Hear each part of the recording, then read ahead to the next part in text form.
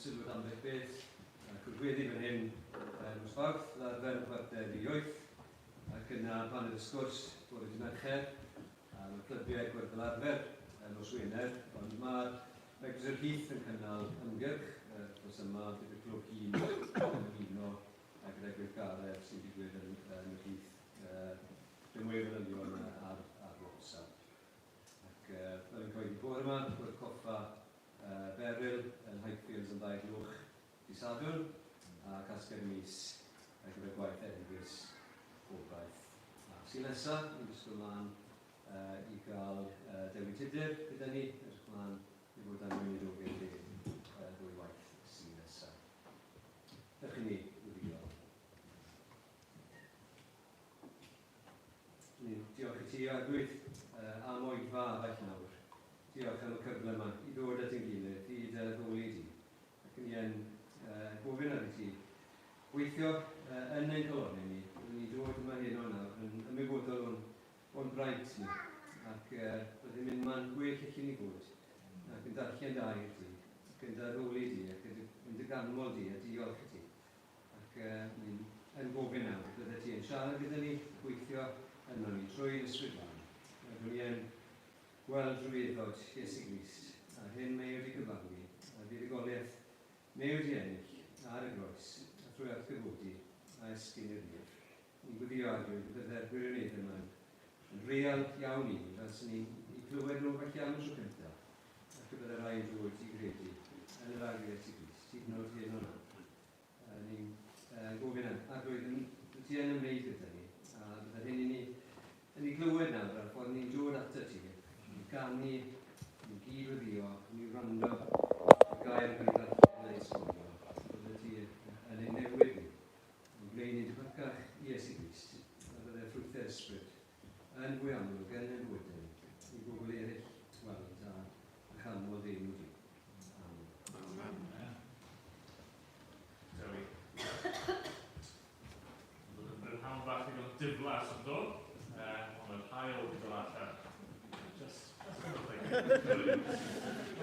mae'n hyfryd di. Mae'n hyfryd pan mae'r hael yn ymddangos rhywenu a mae'n gwneud hyfryd i feddwl heno wrth i ni dod i bresenoldeb di, bod ni'n gallu profi ei gwyn yn sylwynu arno ni yn ein cwestiwn.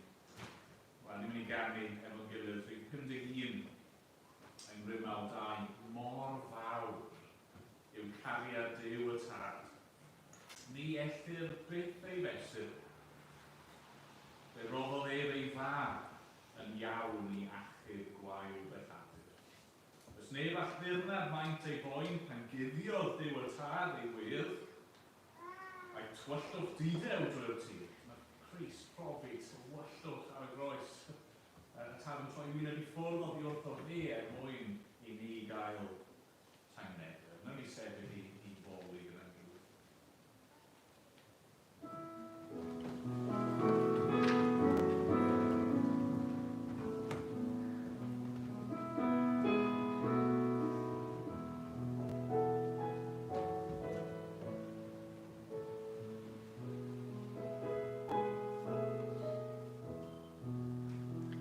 Mor fawr yw cariad Duw y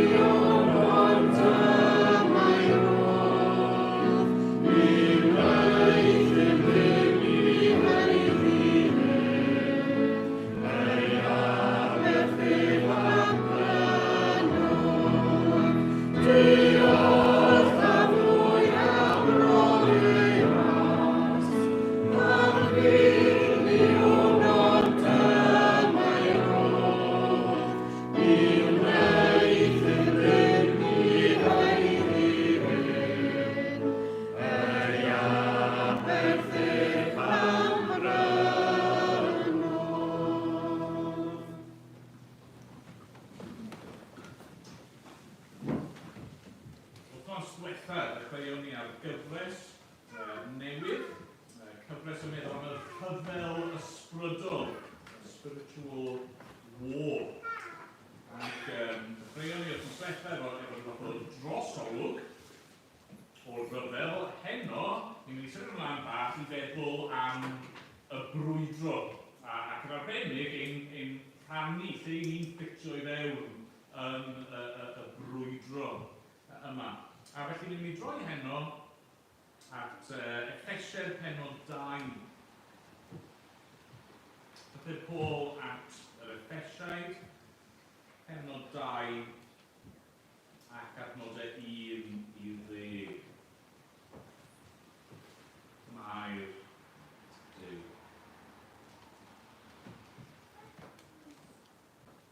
Bu adeg pan oedd eich chwythau yn feirw yn eich camweddau a'ch pechodau.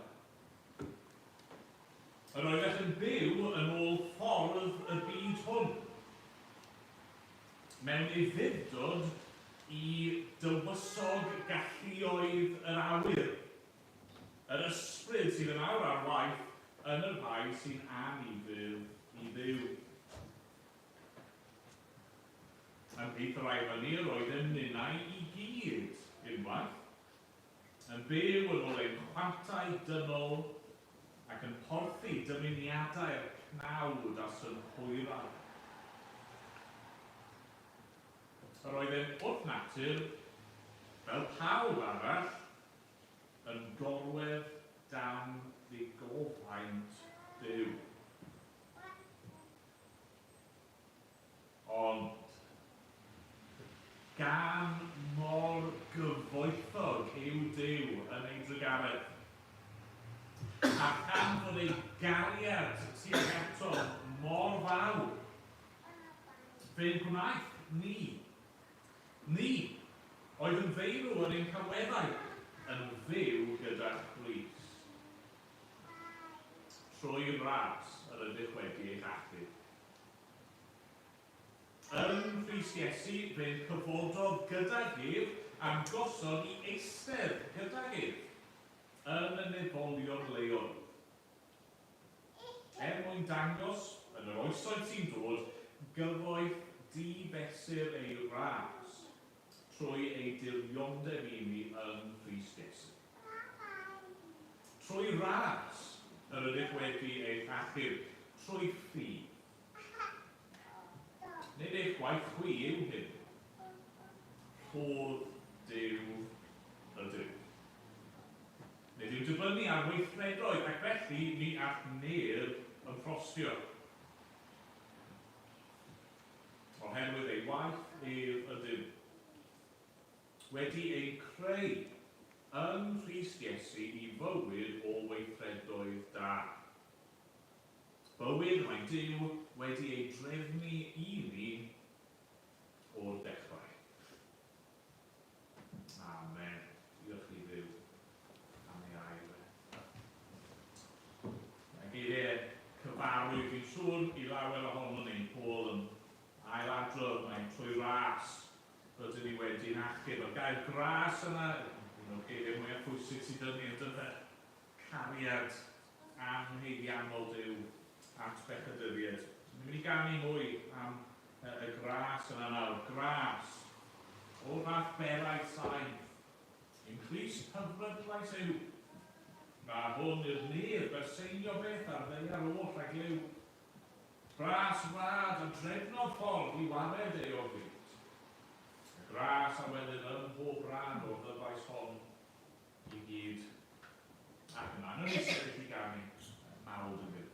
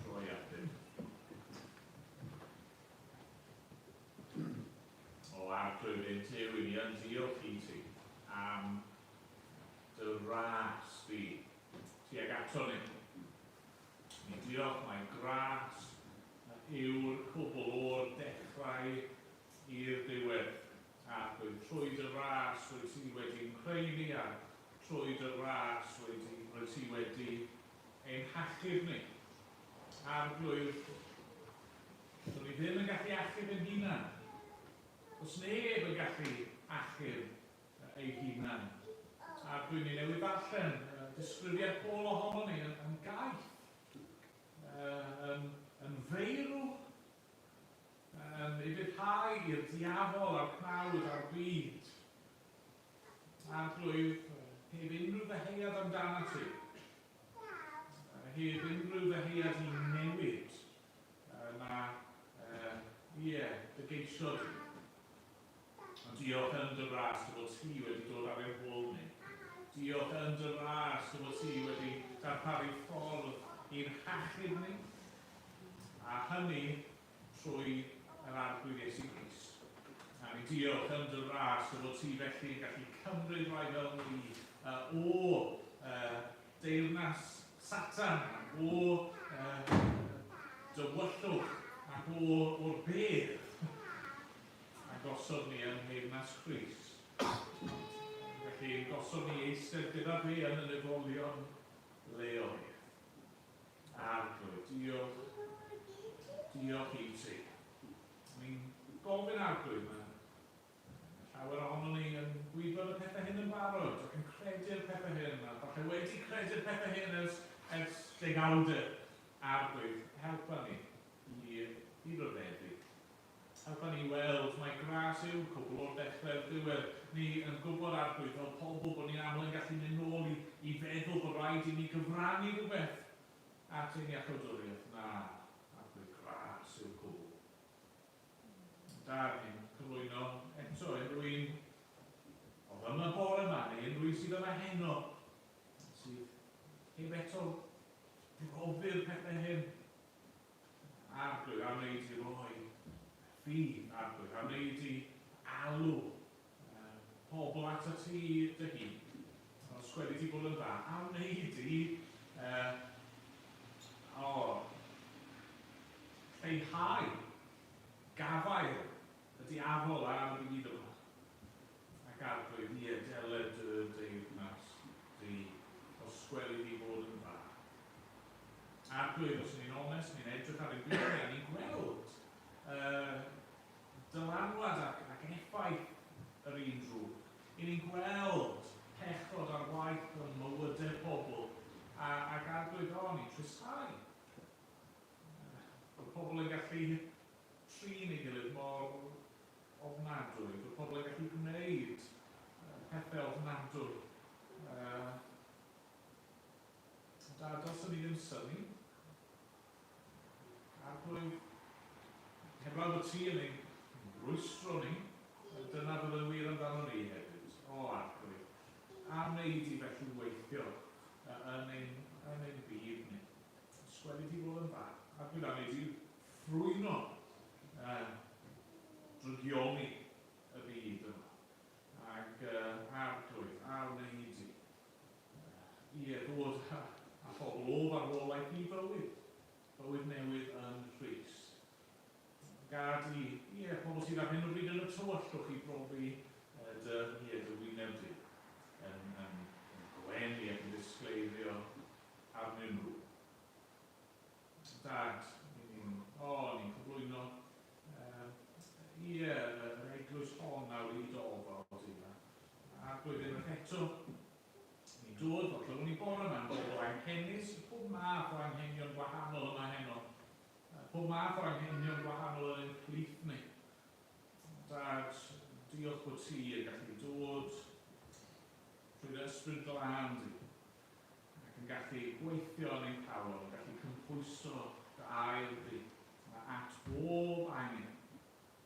Ac wyth gad i ni adrodd yma heno yn llawenhau yn osi. Ni'n cyffesu arglwydd yn aml bod ni ddim yn ddigon llawen fel Cristnogio. Mae treialon bywyd ac blinder a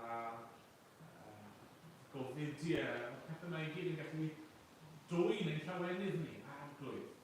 Llenwan calonau ni heno a llawenydd dwyfo oddi wrth y ti, ysgwedi ti bod yn dda. Dad, mae gen i ni newyddion da, ni wedi derbyn newyddion da, helpa ni i lawenhau ac i fyw yn ôl ein ni hyn. Ysgwedi ti bod yn dda, am ein bod ni'n gweddio yn enw yr arglwydd Iesu Grist. Amen. Amen. Gan ni enyn arall yn gilydd. Ni gan i 614. Benaid, gwyl i ben Calfariad. Draw y rhyfeddod mwyaf erioed. Creawdwr nefoedd wen yn marw, a braidd yn trengi dan ei droed. I glywed faes yn awr debygwn a edir byrth y nefoedd ri, enaid can. Awr i ofnain, prynwyd nefoedd wen i ni. Yn ei sefyll i gael.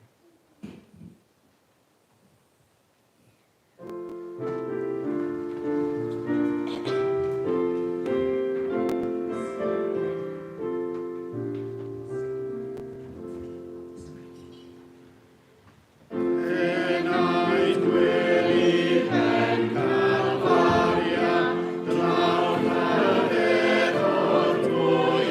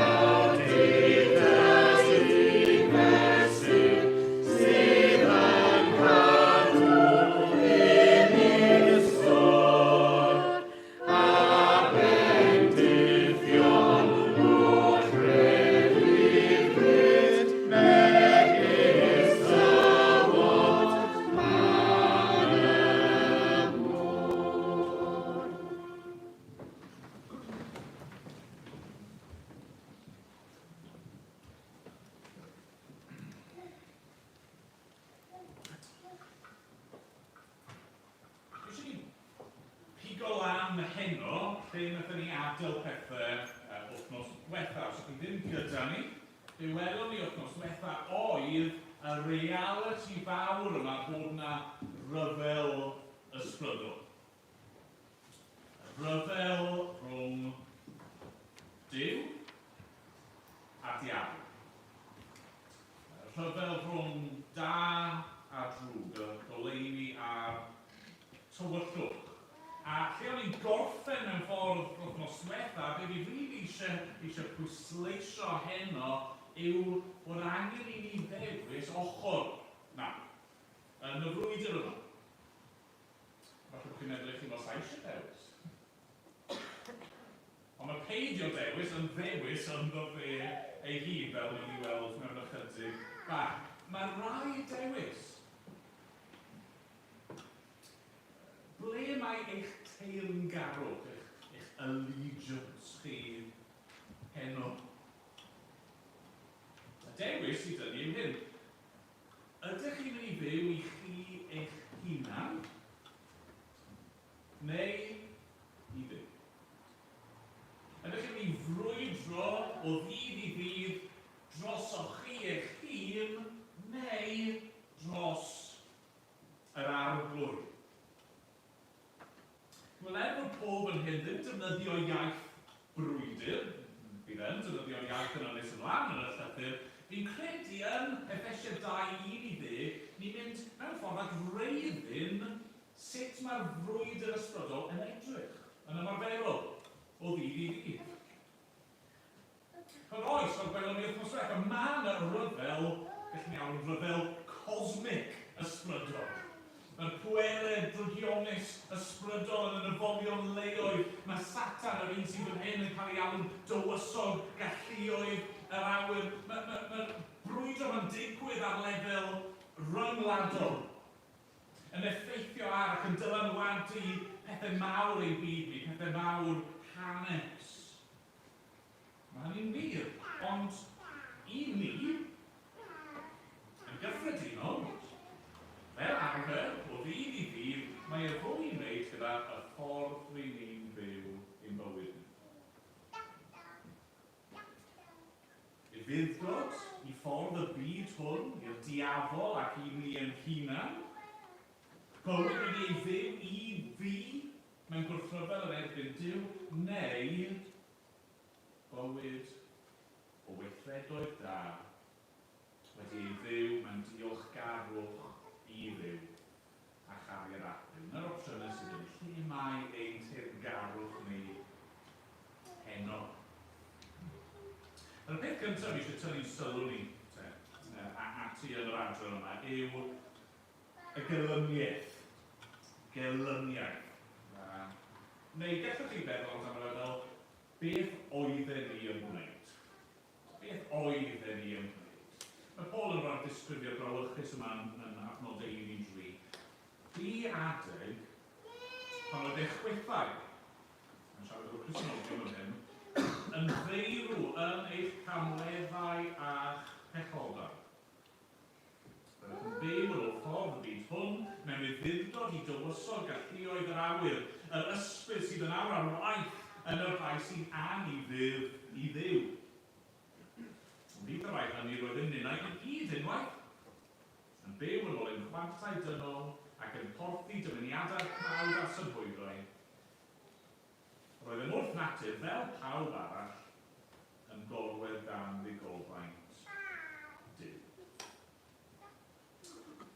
Mae Paul mewn ffordd cryno iawn fan hyn yn gosod allan problem sylfaenol y ddynoliaeth. Ni lythyr at yr Rufeiniaid, mae'n cymryd sawl pennod i ddadlau'r peth yr eang, ac fan hyn mae'n gosod mewn tair adnod. Mae'n cyflwyno ni'r ffaith bod gennym ni'r broblem difrifol yma. A'r broblem yw nid bod ni yn neud camgymeriadau, nid bod ni ddim cystadlau'r gallwn ni fod, ein problem ni yw ein bod ni yn farw. Yn farw yn ein camweddau am pethol. Mae'n dweud bod ni wedi torri i ffwrdd oddi wrth Dduw, a felly ein stad ni yw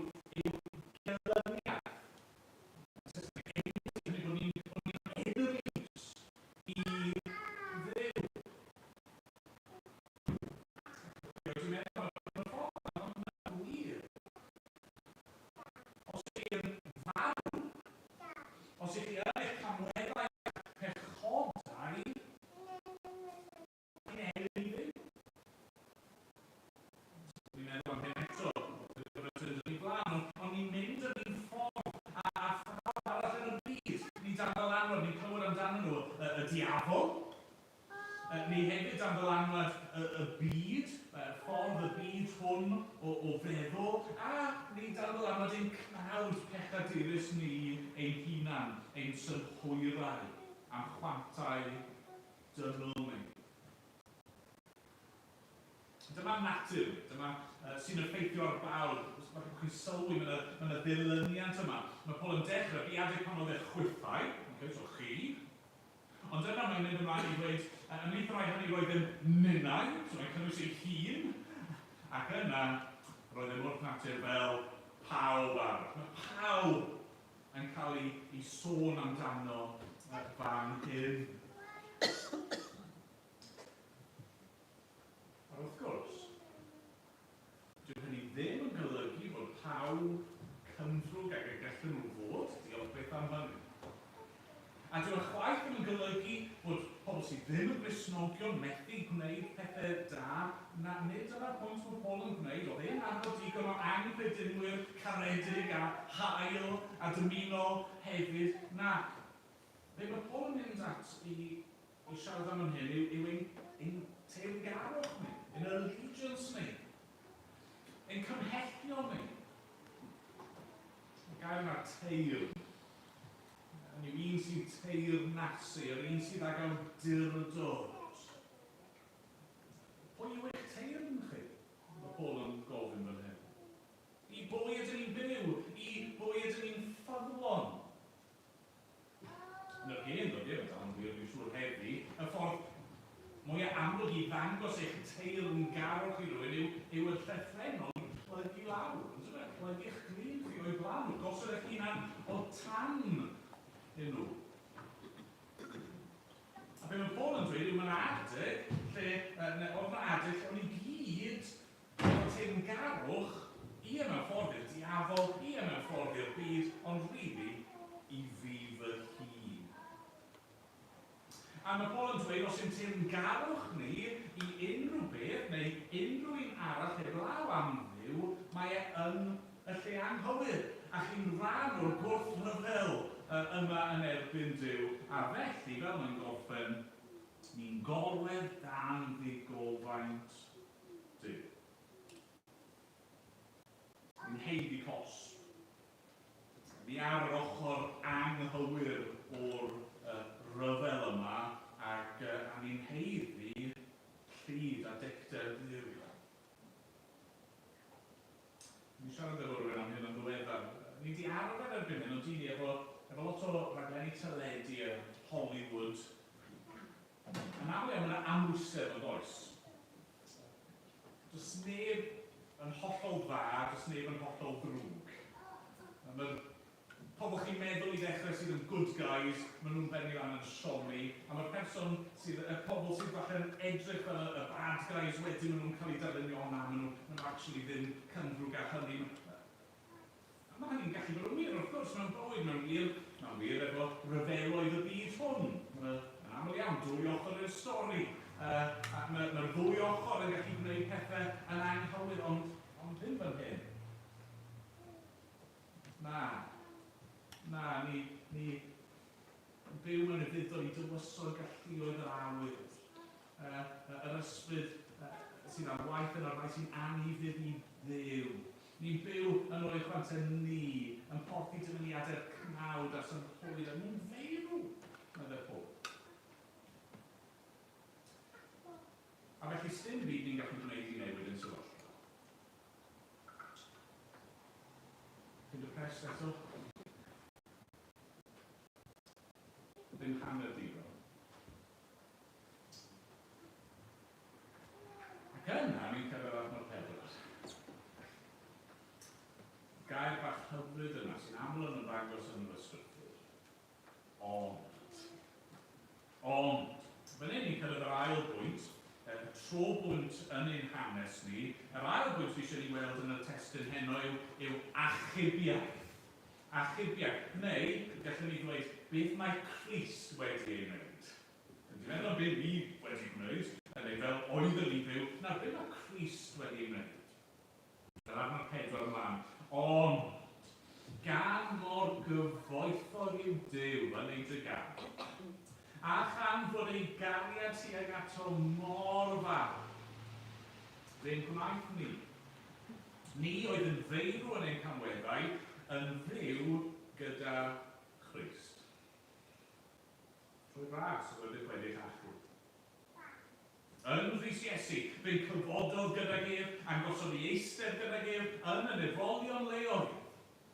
Mwyn dangos yn yr oesoedd sy'n dod, gyfoeth difesur ei ras trwy ei dirioneb i ni yn Rhys Iesu.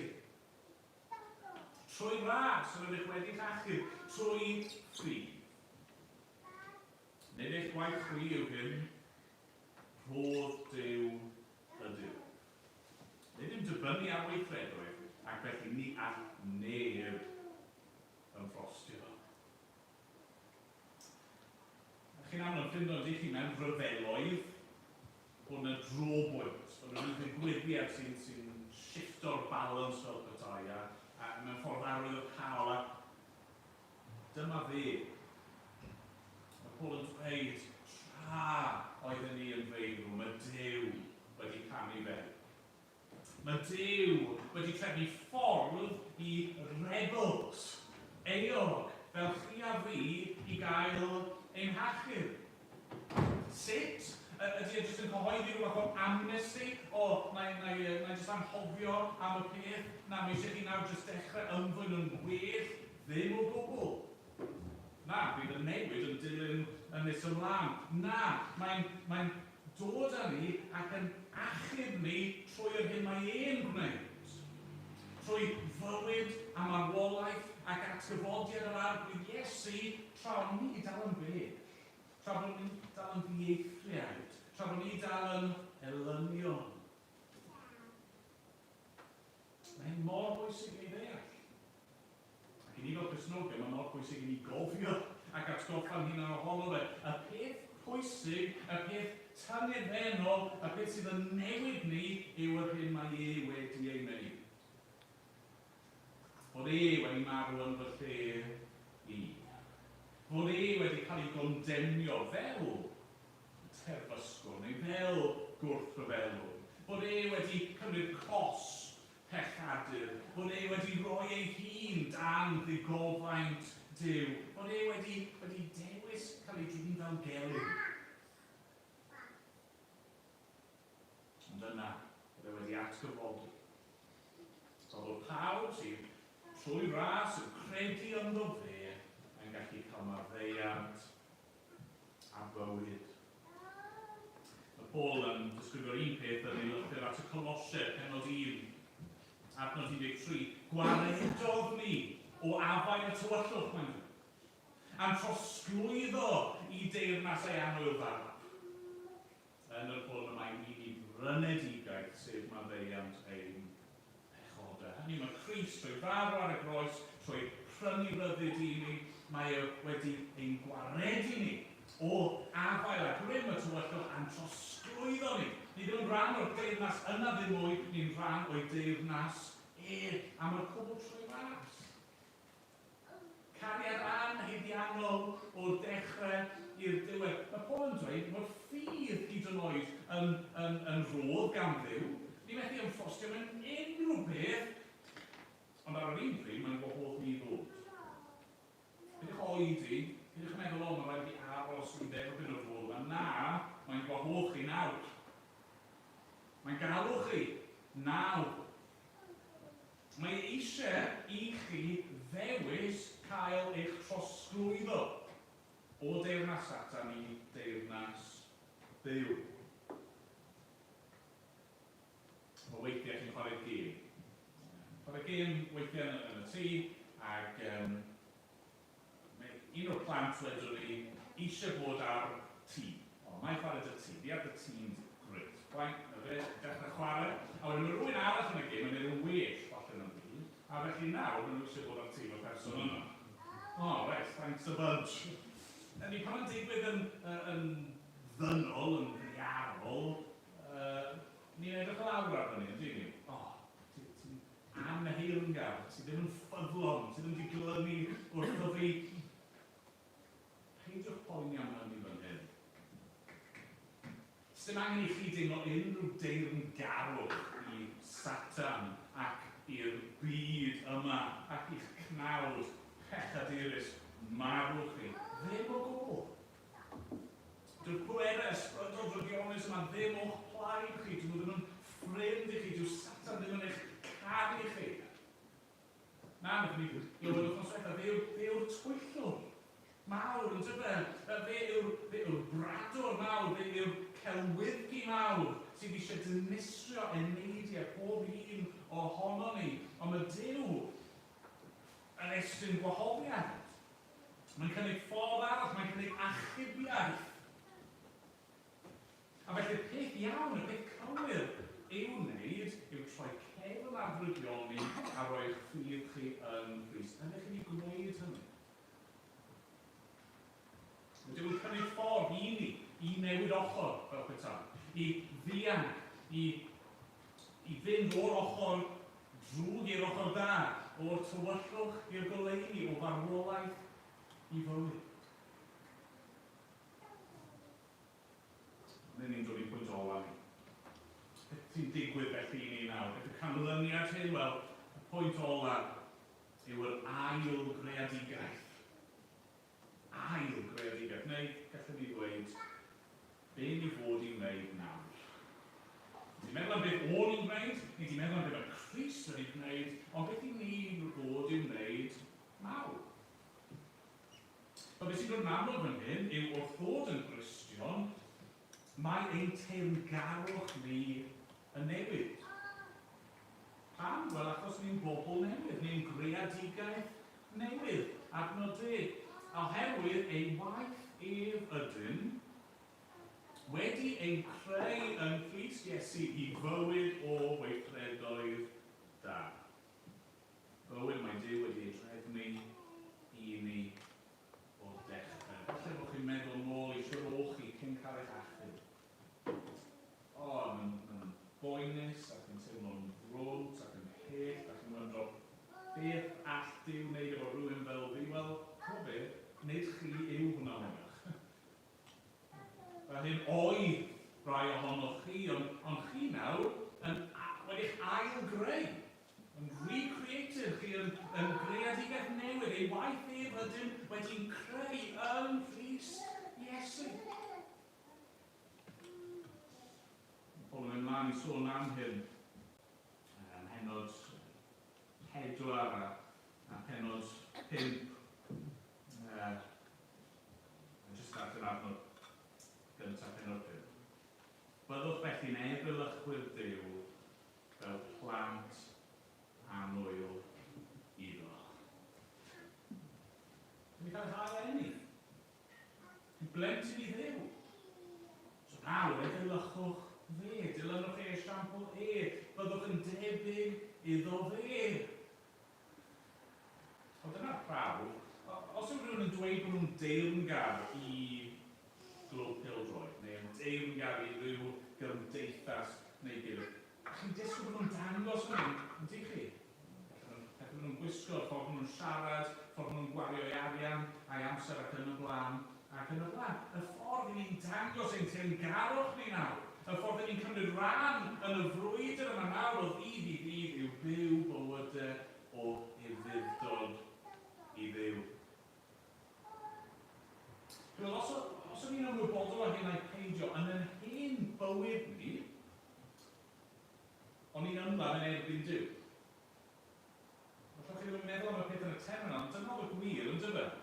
O'ch chi'n ymlaen yn erbyn ei gynllunau ar gyfer eich bywyd chi, yn ymlaen yn erbyn ei awdurdo fe drostoch chi, yn ymlaen yn erbyn daioni Duw, ei gyfraithau a'i gymeriadau.